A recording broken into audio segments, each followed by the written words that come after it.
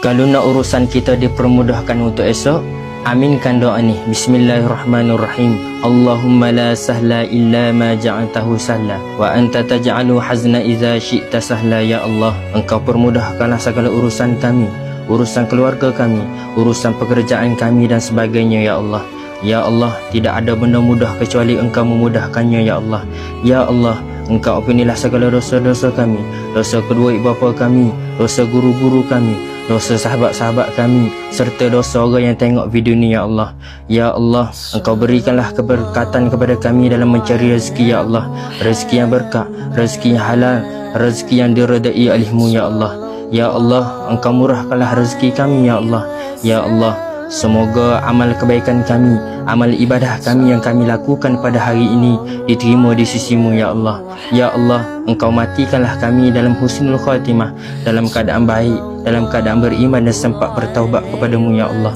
ya Allah, jadikanlah hari ini lebih baik dari semalam dan esok merupakan hari yang terbaik bagi kami. Ya Allah, Rabbana atina fid dunya hasanah wa fil akhirati hasanah wa qina azabannar walhamdulillahi rabbil alamin.